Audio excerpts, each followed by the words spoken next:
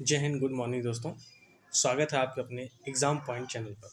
आज 30 जून है और उसकी करंट अफेयर है। तो चलिए शुरू करते हैं बिना टाइम वेस्ट किए।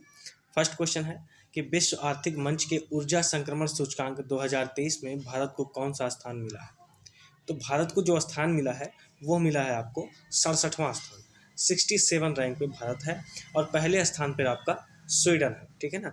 ये वर्ल्ड इकोनॉमिक फोरम जो है इसे ज्वाइन करती है और ये दोनों चीज़ें निकालती है, जैसे ग्लोबल जेंडर गैप निकालती है जिसमें भारत की 127वीं रैंक है।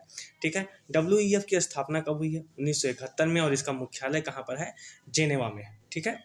चलिए, जो रिपोर्ट का आधार बनता है विश्व आर्थिक मंच के ऊर्जा संक्रमण सूचकांक जो उन्होंने बनाया है, जो उन्होंने रिपोर्ट निकाला है, उसका आधार क्या है? नवीकरणीय ऊर्जा का यूज़ करना कैसे किया जाएगा। ठीक है। और बिजली की सार्वजनिक पहुंच कहाँ कहाँ तक हो पाती है, जैसे शहरों में, गांव में, इस तरीके से कहाँ तक हो सकती है। ठीक है। आइए नेक्स्ट क्वेश्चन पे आते हैं। भारतीय स्टार्टअप के लिए मिश्रित रियल्टी फंड किसने लॉन्च किया है? तो इसका सही जवाब है आपका मेटा द्वारा। मेटा वही जो जिसको पहले फेसबुक कहा जाता था, अब वही ये फेसबुक है, इंस्टाग्राम, व्हाट्सअप सब एक ही कंपनी के हो गए हैं। तो ये मेटा के द्वारा जो है भारतीय स्टार्टअप के लिए मिश्रित रियल्टी फंड जो है लॉन्च किया गया है। थर्ड क्वेश्चन है आपका, कार्नेगी कॉरपोरेशन ऑफ न्यूयॉर्क की वर्ष 2023 की महान प्रवासियों की सूची में शामिल हुए एकमात्र भारतीय कौन है? इसका सही जवाब है आपका अजय बंगा। ठीक है ना। अजय बंगा को अभी हाल ही में विश्व बैंक का निर्विरोध अध्यक्ष चुना गया है। कब चुना गया है उन्हें? 1 जून को। ठीक है, 1 जून को उन्हें चुना गया है। भारत ने इन्हें पद्मश्री से भी सम्मानित किया हुआ है।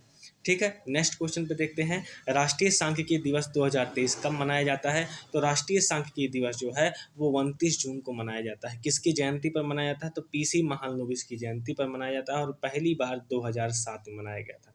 इस बार की थीम क्या है कि SDG की निगरानी करना, यानी सस्टेनेबल डेवलपमेंट गोल की निगरानी करना। और सस्टेनेबल डेवलपमेंट गोल में कुल 17 सब्जेक्ट आते हैं, उनकी निगरानी करना है और इसकी रिपोर्ट जो है सबमिट करना। कब है सबमिट करने का? 2030 तक। ठीक है।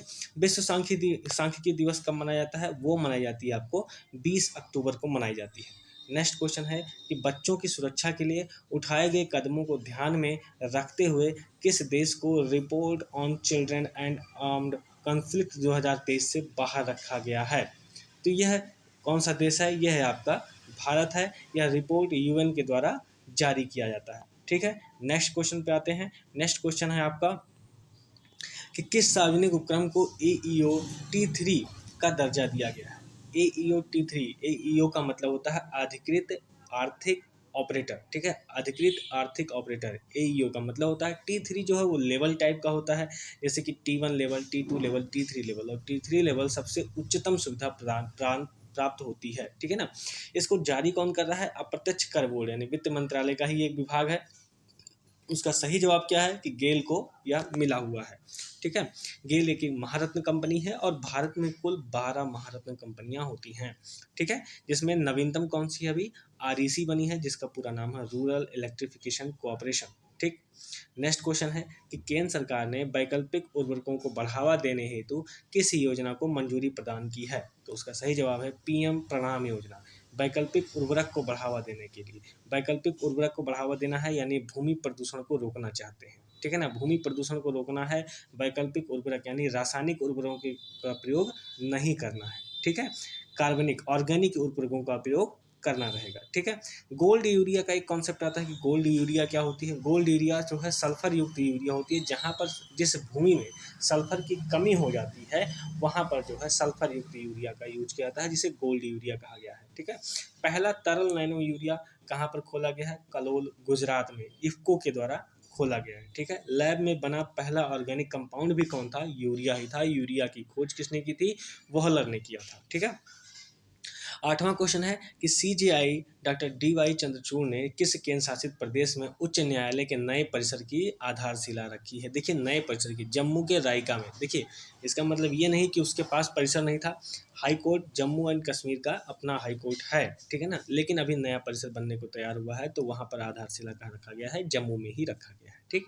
एक नया बना रहे हैं, पहले से बना हुआ था, अब एक दूसरा बना रहा है। यूनेस्को की विश्व धरोहर स्थलों की प्रदर्शनी बैंकिंग ऑन वर्ल्ड हेरिटेज का आयोजन कहाँ होगा? तो ये कहाँ पर होगा? ये भारत के नई दिल्ली में, ठीक है ना। बैंकिंग ऑन वर्ल्ड हेरिटेज का मतलब हो गया बैंक नोटों का एक कलेक्शन दिखाया जाएगा, ठीक। चलिए 10th क्वेश्चन है, पुस्तक रॉ हिटमैन के लेखक कौन है? तो पुस्तक रॉ के हिटमैन के लेखक हैं डॉक्टर हुसैन जैदी। डॉक्टर हुसैन जैदी जो है इसके लेखक हैं, और यह रॉ एजेंट लक्ष्मण सिंह की कहानी पर आधारित है, ठीक है ना। इस समय रॉ के हेड कौन है? तो रवि सिन्हा, आईपीएस रवि सिन्हा जो है रॉ के हेड है।